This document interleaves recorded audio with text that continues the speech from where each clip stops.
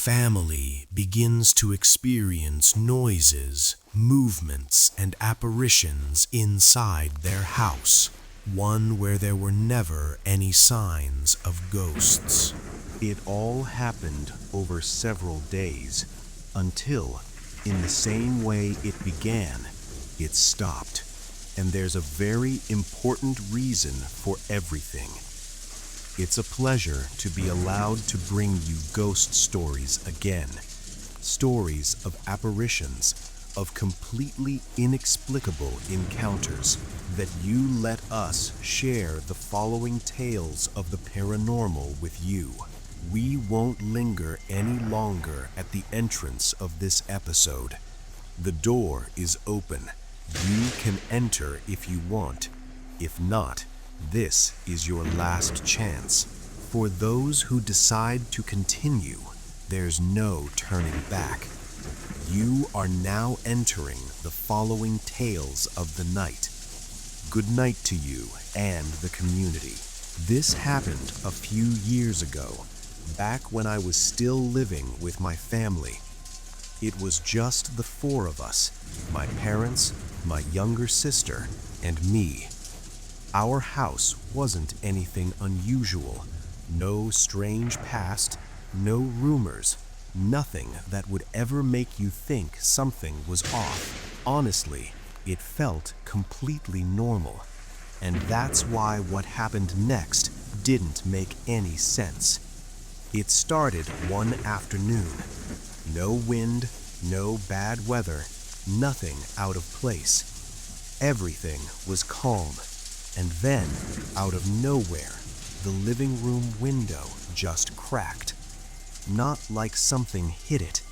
It broke inward, like it had been struck from the outside, but there was no one there. I even remember checking just in case. Nothing outside, no object, no sign of anything. At the time, we just assumed it was something normal, maybe temperature or pressure. So we cleaned it up, picked up all the glass, and moved on. We didn't really think about it much, but looking back, that was the first sign, the first thing that happened. That same night, pretty late, we started hearing doors slam inside the house, one after another, like someone was moving through the rooms, closing them hard. Not randomly, but in a sequence. My dad got up to check, thinking someone had broken in, didn't find anything. Really, nothing. Everything was closed. The next day, in the early morning, we all heard a noise in the kitchen, and it wasn't something faint, or something you could confuse with anything else. It was dishes, like someone was picking them up, moving them, hitting them together. Loud, clear, enough to wake us all up at the same time. I remember my mom stepped out first, and we followed right behind her. But when we reached the kitchen, there was nothing. Everything was exactly where it should have been. Nothing out of place. That's when it really started to get to us. That's when the fear actually set in. And after that, things didn't stop. Not every day the same, but it kept happening. Doors closing on their own. Footsteps, even when all of us were in the same room. And those kitchen noises again, early in the morning. Shh, always the kitchen. But the worst part was what happened to my younger sister. She was the youngest. One night, she went into her room to sleep, and out of nowhere, she started screaming. Not normal screaming, like something was really wrong. We rushed in, and her room was a mess. Her clothes all over the floor, everything from her closet just thrown out in anger or in a hurry. There was no way that could happen on its own. No way. And after that, we couldn't ignore it anymore. Those days were hard.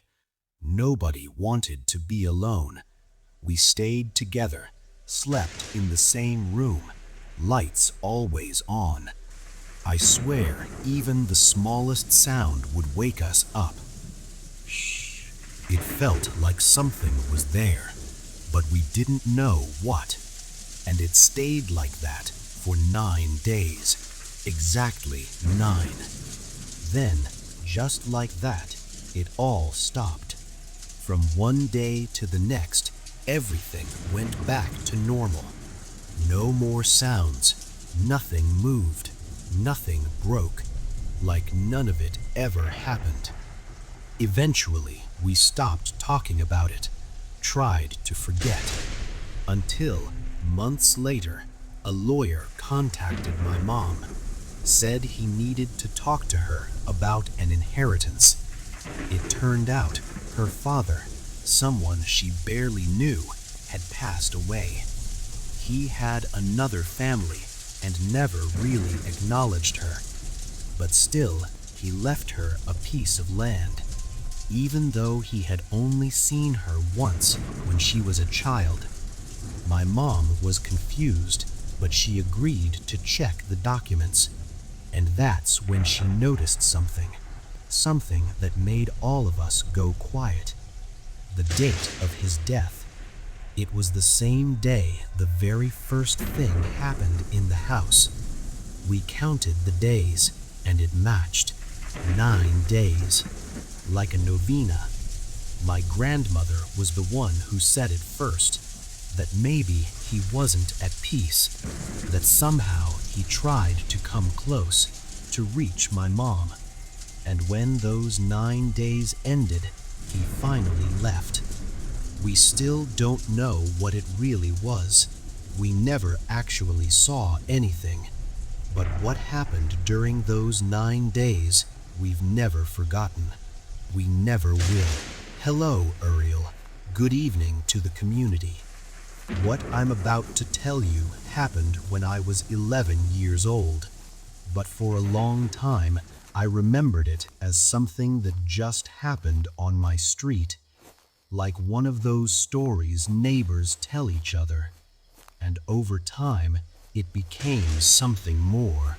Neighbors, and that over the years they grew bigger, until sometime later I understood something that I don't know if it's even worse. I grew up on a street where everyone knew each other. One of those old neighborhoods where you recognize who leaves early, who comes back late, which house always has a light on. Back then, people started talking about something happening at night. Not like a rumor from somewhere else, not like a story passed around, but something that was happening right there on our street. Almost every night, they said it was a woman, a girl dressed in white, walking slowly, crying, but no one ever clearly saw her face. At first, nobody really took it seriously, at least not completely. Only kids and a few people who claimed they heard something. Because there's always someone who says they saw something, and others just repeat it. But what made things different was the dogs.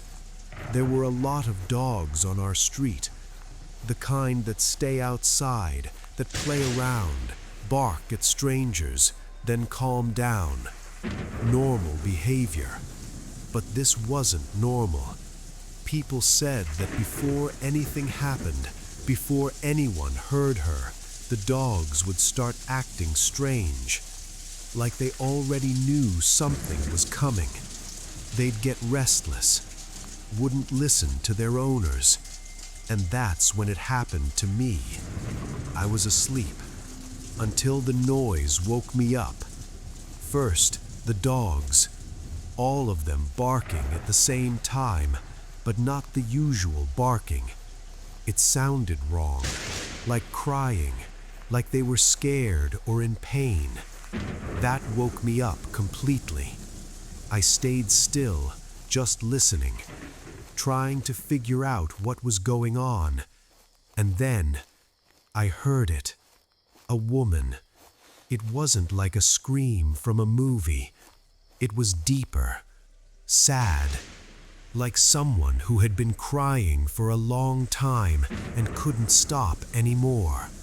And slowly, it started getting closer, little by little, moving down the street, coming toward my house, until it stopped right outside. At that exact moment, the dogs changed. They stopped that crying sound and started barking like crazy, loud, desperate, like they were trying to scare something away. I could hear them running, hitting the fences, going back and forth. And then, the front gate. Shh. I heard it move, like someone was pulling on it, trying to open it. Slow, repeated, forcing it little by little. I couldn't move. I was just lying there, awake, listening to everything. And then, all of it stopped. Not slowly, all at once. The dogs went silent at the same time, not one by one. Make noise at the same time, but not one by one or little by little. No, all at the same moment. That was what scared me the most. Of course, I didn't look outside. I just stayed there, closed everything up, and tried to sleep. The next morning, the street felt different. People were already outside. Neighbors talking to each other, like when something happens, but no one really understands it. And the dogs, all of them, were gone. Hours later, we found out where they were. They had been found in a park about 5 kilometers away, all together, hiding. They looked exhausted, like they had run for a long time and didn't want to come back. That day, everyone kept talking about it, but like everything else, with time, it faded. It became just another story, something people would mention and move on from, especially the ones who came later, the ones who didn't experience it. For them, it was just a legend, and I left it like that too, until I turned 24. That's when I started therapy. There were things from my childhood, feelings I couldn't explain, memories that didn't fully make sense. And during one session, the therapist suggested something, hypnosis, to try and remember things that weren't clear to me. I agreed. I didn't think anything important would come out of it. At first, nothing really happened. Just random memories, small things, nothing serious. But then, there was a moment where everything changed.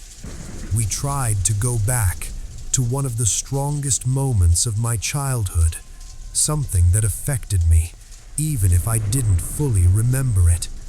And suddenly, it felt like I woke up, but I wasn't in the office anymore. I swear, I was somewhere else. I was waking up in the middle of the night, on a street, but it wasn't my street. I was lying there, scared, in an empty lot. The first thing I felt was the cold, strong, real. Then I noticed I was wet, and I didn't know why. I didn't know how I got there. I tried to move, but my feet hurt. Every step hurt, like I had been walking for a long time, like I was injured.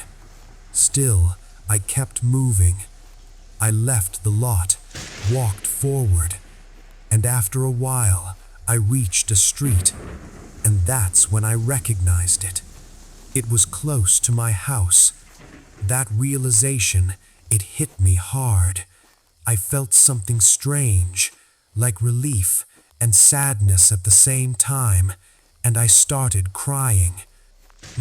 I don't know why. It just happened. I couldn't stop. I tried to walk faster. I just wanted to get home. But then, the dogs started reacting. They barked at me, but not like they knew me, like they didn't recognize me at all. It sounded aggressive, like they were trying to push me away. Everything around me looked off, like it wasn't completely clear, like it was shifting. I went up to houses, knocking on doors, one after another. No one answered, so I tried opening them myself, just hoping someone would help me. I met them all on that street. I wanted them to take me home, to help me, but no one came out. I kept crying, louder each time, hoping someone would hear me, but every door stayed closed. I don't know why, but I remember feeling desperate, like if no one opened, something bad would happen. So I just kept walking, step by step, until I finally saw my house. I saw my gate. My childhood dogs were there, barking at me, loud, non-stop. Not excited, not normal. It sounded wrong, like they didn't recognize me. They stayed back, didn't come close, just barking, watching me. I tried to open the gate. It felt heavy, like I didn't have enough strength. My hands felt weak, like I had been walking for hours. But after struggling for a bit, I managed to push it open, and the moment it opened, the dogs ran. All of them, at the same time. They didn't stop, didn't look back. They just ran down the street, like something had scared them instantly. I went inside the house. I didn't check anything, didn't call anyone. I just walked straight in and laid down on the couch. And after that, there's nothing, no memory at all. When I came out of the session, it was confusing. It didn't make sense at first. What I saw, what I felt, but slowly things started connecting. That night from my childhood, the crying, the stories people told, the gate, the dogs, and that memory. Because I wasn't watching it happen from outside. It wasn't like I was seeing someone else. I was there. I was the one walking, the one crying, the one trying to get inside. I was experiencing it. From that moment on, I don't really know what to think anymore. Whether that night I was the one everyone heard on the street, or if what I saw wasn't even my memory, but something else entirely. Couple of stories, aren't they? Which has been your favorite, community? Don't leave before the end, because all of today's stories are very interesting. They'll surprise you. And well, let me tell you that if you haven't already, buy the book of short stories tonight. It's your last chance, and I'll explain why soon. For now, let's continue with more stories tonight. Hello, stories. I'm Mariana Gutierrez. This story is for my uncle. Wherever he is, this is in his memory. All of this happened in a small town in central Puebla several years ago. This was before he had problems with alcohol. Back then, my uncle was a good person. One night, he went to a dance, which was already unusual because he normally went with his sisters my aunts, but that time he went alone. In our town, dances are very common. There's almost always one happening. That's where he saw her. He told my family she was very pretty, tall, dark-haired, long hair, and wearing a white dress. What stood out the most was that nobody knew her. In a small town, that doesn't happen. Everyone knows each other, and when someone new shows up, people notice right away. But no one had ever seen her before. Still, he went up to her. They danced, they talked, like they had known each other for a long time. And that's something that always stayed with him, because the conversation felt too easy. At some point, she told him where she lived, but the address didn't seem right.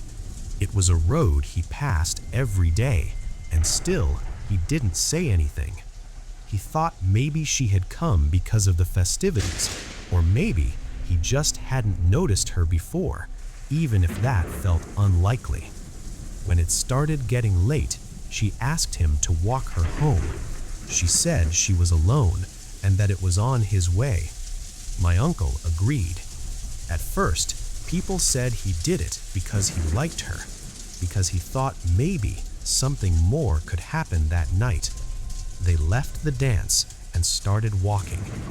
The road was dark, like it usually is in small towns.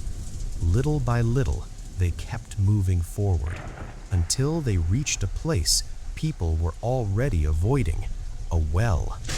That place had always had a reputation. People told stories about it, but at that moment, he forgot all of that. He was still distracted, thinking about her, until something felt off. Something small, but wrong. He said her footsteps didn't sound right, like they didn't match the rhythm she was keeping. So he looked down, and that's when he saw it. She didn't have feet. Her legs were like a goat's. And the strangest part, she kept walking, kept talking, like nothing was wrong, like everything was normal, like there was nothing strange about it. After that, he didn't think. He just ran as fast as he could, didn't look back, didn't stop until he got home. When he arrived, he told my grandmother, but she didn't believe him. She thought he was exaggerating, that it wasn't real. Time passed, but that place, that well, kept becoming a source of talk. Every so often, they would find men there, dead, drowned, like they had fallen in. Eventually, they decided to cover it up. No one wanted to go near it anymore. And here is where the story gets even stranger. Years later, when my uncle passed away, something happened during the wake. Something no one could explain. A woman arrived. No one knew her. She was very beautiful.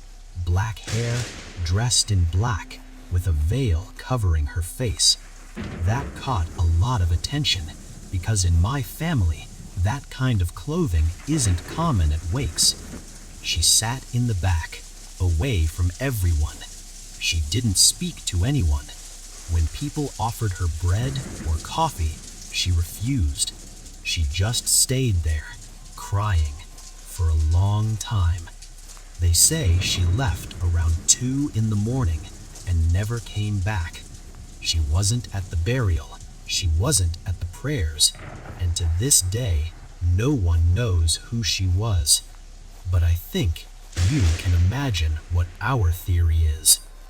Hello, Ariel, and hello, community. My name is Fernanda. We're from Culiacan, but this happened when we were living in Tepic, at my uncle's house. The house was big, long, one of those where everything connects through hallways, and it was already old. It started with my mom. It was during the pandemic, so we stayed up late almost every night. I would be on the computer, talking to friends, playing games, and my mom would stay in the kitchen, sitting at the counter, playing solitaire on the computer, sometimes listening to podcasts. That night, she was there, in the kitchen. On the other side of the wall was the living room, and the stairs leading upstairs. She says that out of nowhere, she heard a laugh coming from the living room. At first, she thought it was me, so she said, "Fernanda, go to bed, it's late." And then, she saw me. Someone leaned out from the hallway that connects the living room to the kitchen. She says it was me, looking straight at her, smiling, laughing, and then it hid again. My mom got upset. She thought I was messing with her. "Fernanda, I'm serious, go to sleep." She said it louder this time. And right then, from my room, which was at the back of the house, on the opposite side, I answered. I still remember it clearly. "What happened, Mom? Do you need something?" She says that at that moment, everything stopped. She left the computer exactly as it was and went straight to my room, still shaken from what she had just seen. But honestly, I didn't want to believe it. I didn't want to think that something could look like me. I told her. Maybe she imagined it. Maybe it was because of the stories she listened to. And we left it at that. We went to sleep. But a few days later, it happened to me. That night, I was in the living room, on the computer, talking with my friends. It was late, like always. From where I was sitting, I could see part of the stairs, and on the railing, my uncle had a small figure, a replica of the Angel of Independence. While I was playing, I started to feel it, like someone was watching me. Not a thought, a feeling, something off, like when you just know you're not alone. At first, I didn't turn around. I thought it was my mom. Maybe she was going to tell me to go to sleep. But the feeling didn't go away. It stayed there. So I turned, and I froze, completely, because there, on the stairs, standing right at the edge, was me. Same face, same body, even wearing the same clothes. But it wasn't me. It couldn't be. And that thing was playing. It leaned out, and then hid again, behind the little angel figure, like it was playing a game. But the way it looked at me was wrong, not human.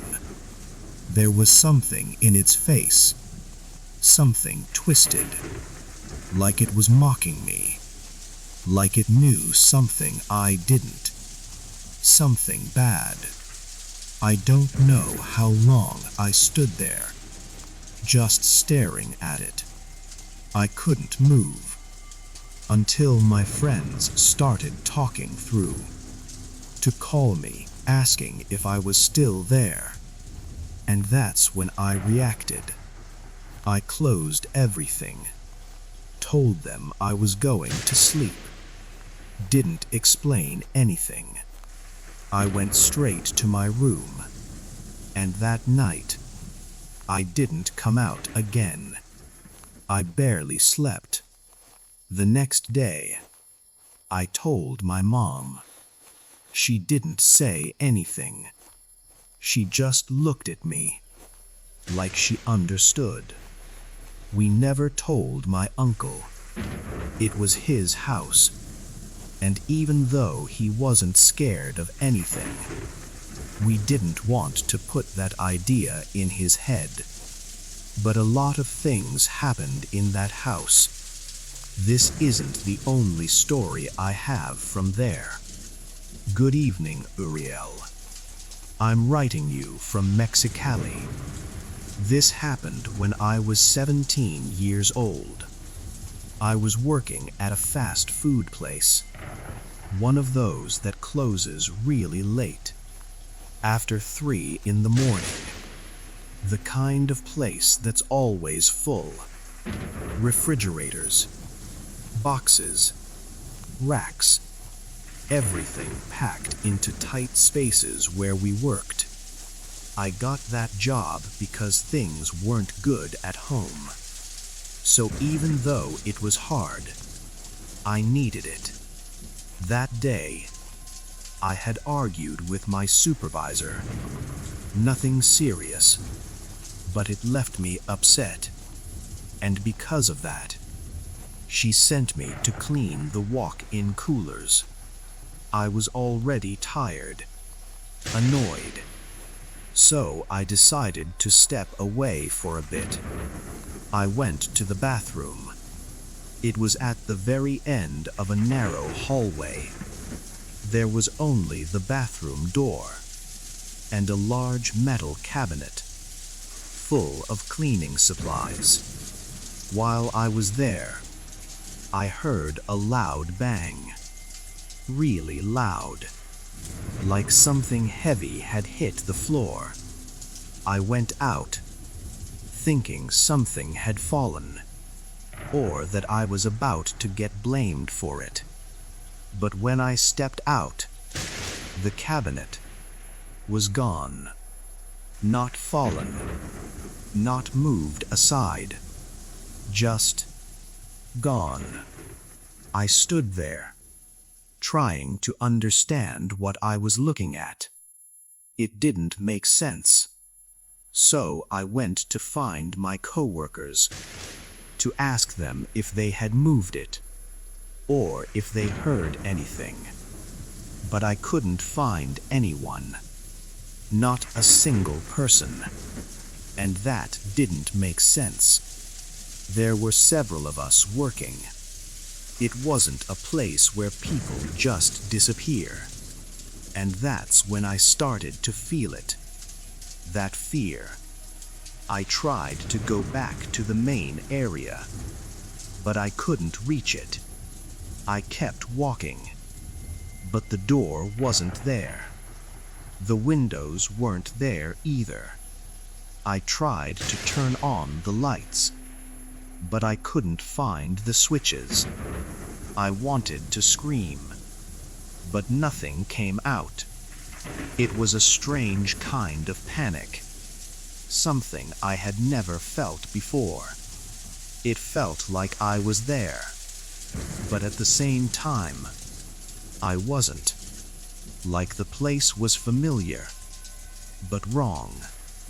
I closed my eyes, and when I opened them, I heard a door. It was the front door. I took a step toward it, to open it, and in that same instant, everything shifted. I opened my eyes again, and I was back, inside the bathroom, standing in front of the mirror, in the same position. But I looked different. very pale. I stepped out again, and everything was normal. The cabinet was back in its place. I went outside. Everything was normal. The furniture was in its place. My co-workers were there, working like nothing had happened, and no one had heard anything. I never understood what happened that night. My mom always says it was because I was tired or upset, but it didn't feel like that. It felt real, too real. That wasn't a dream. What do you think of this last story, dear community? For a moment, our protagonist experienced what it's like to be a ghost. I appreciate your attention, but before we go, pay attention to those visions, to your dreams, to those small things that usually go unnoticed, because maybe they're telling us more than we think about this world around us, this supernatural side that we don't fully understand, that not everyone sees, but that, believe me, is there. Thank you for your time. We can leave in peace, but we'll be back soon with more stories, more nights like this. Yes.